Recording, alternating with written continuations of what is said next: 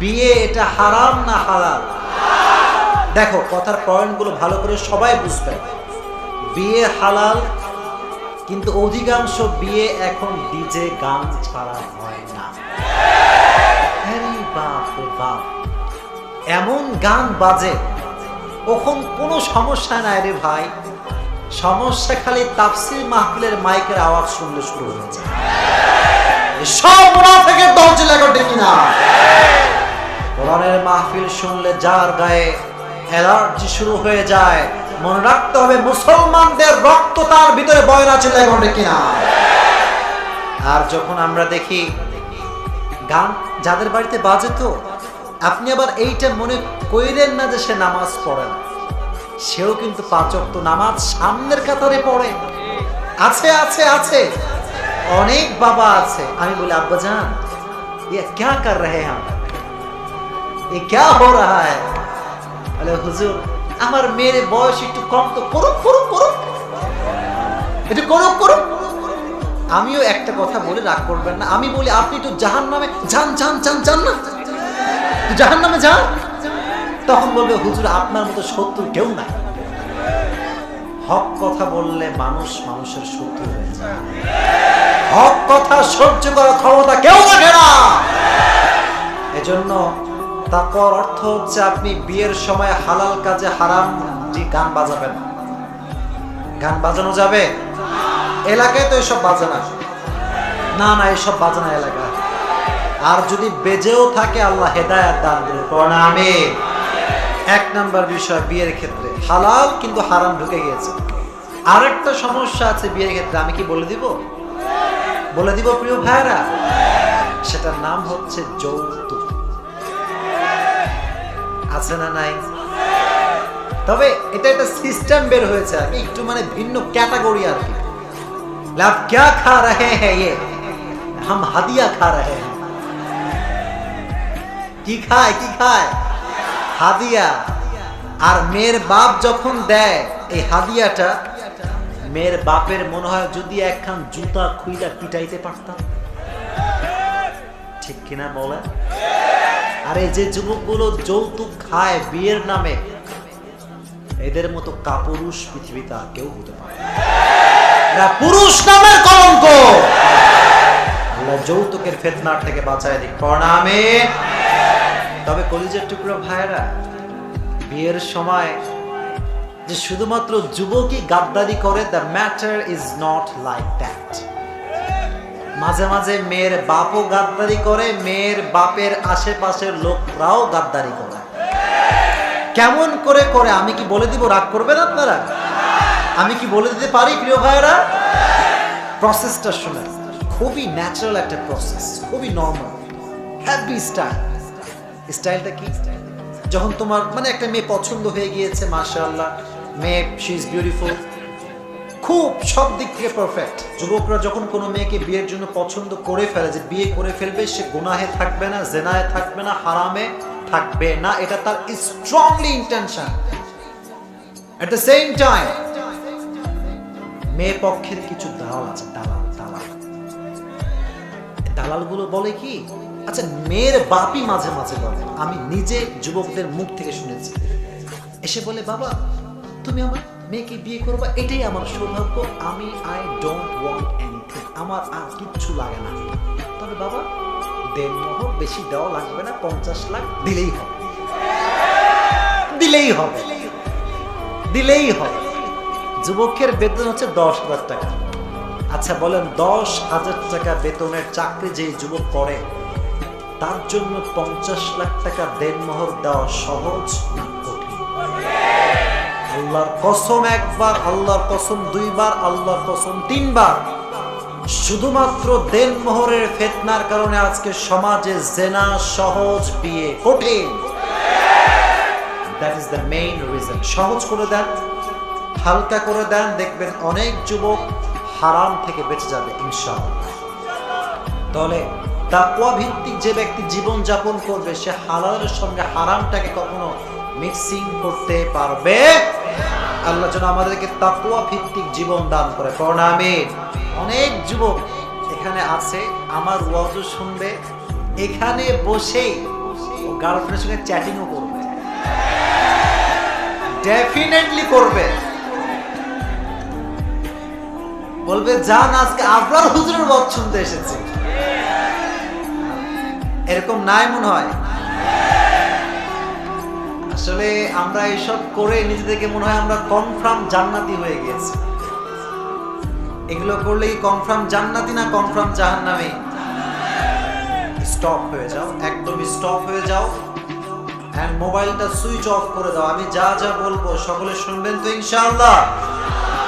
আরে বাহ, ডানেও তো অনেক যুবক দেখি, মাশাআল্লাহ মাশাআল্লাহ। আল্লাহ যুবকদেরকে কবুল করুন, পড়ুন আমিন। যুবক আছে যতদিন বাতিল পক্ষ শক্তি পাবে না ততদিন। যুবক আছে যতদিন এলাকার ভিতরে ইফতিজিং হবে না ততদিন ইনশাআল্লাহ। এটার জন্য ইসলাম প্রিয় হতে হবে, কোরআন প্রিয় হতে হবে। শুধুমাত্র লেকচার শুনলেই হবে না, অ্যাকর্ডিং টু লেকচার নিজের লাইফের যে স্টাইল, এই স্টাইলটাও চেঞ্জ করতে হবে, ঠিক কিনা? আল্লাহ যেন যুবকদেরকে সেই তৌফিক দান করে, পড়ুন আমিন। মাশাআল্লাহ। আচ্ছা, একটা টেস্ট করি, তারপরে আমরা কথা শুরু করবো ইনশাআল্লাহ। আজকের মাহফিলে আপনাকে বউ আছে কাকার? হাত তুলেন দেখি। আয় রে, কারো বউ না? তোমাদের কারো বউ নাই? ইন্না লিল্লাহ। দুই একজন লোকের বউ, এগুলো আসলে গুনার মধ্যে পড়ে না। আচ্ছা হাত নামান। এবার জাগো বউটো কেউ নাই, তারা হাত ছিল।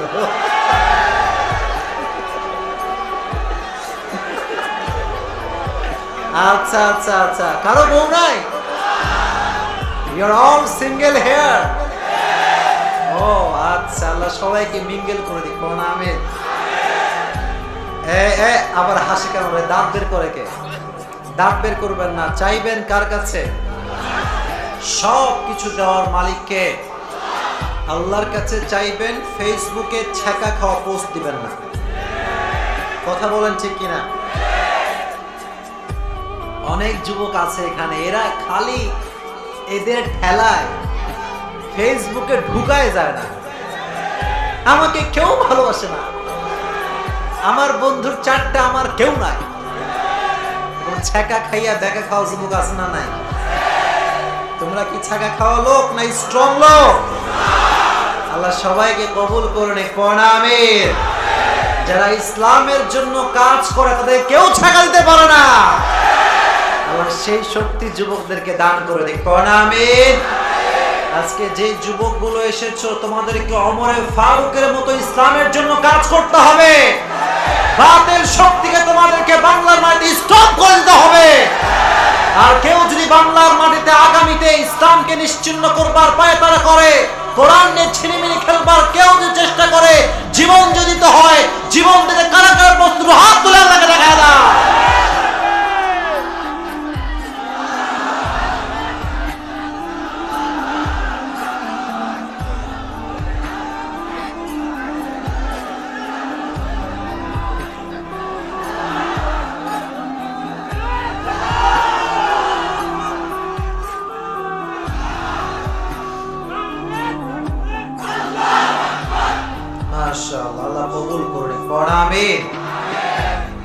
শুধু মাঠেই গায়ে শক্তি থাকলে হবে না, জায়গা মতো শক্তি দেখাতে হবে। কিছু কিছু লোক মাঠে কয় কোরআনের আলো ঘরে ঘরে জালো, আবার সেই লোকটাই কিন্তু সুদের টাকা পাইলে 1 টাকাও ছাড় দেয় না, ঘুষ খাইলে 1 টাকাও ছাড় দেয় না। এরকম লোক আছে না নাই?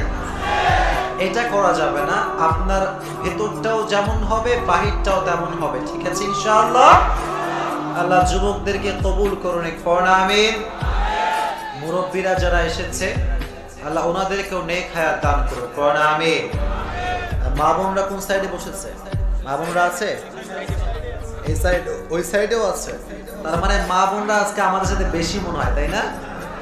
মাশাআল্লাহ। মা বোনদেরকে আল্লাহ তাআলা ইসলামের জন্য কবুল করুন, পড়ুন আমিন।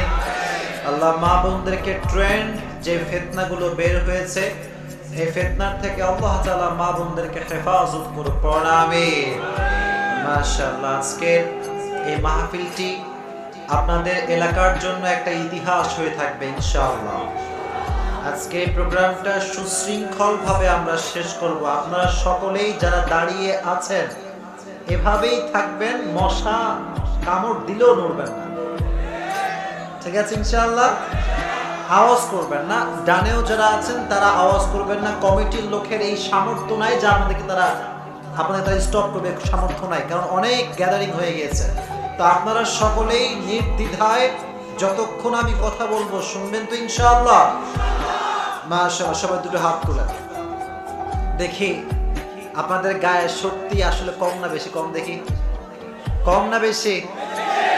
আমার সঙ্গে সবাই তাকবীর দেন, লিল্লাহি তাকবীর, লিল্লাহি তাকবীর।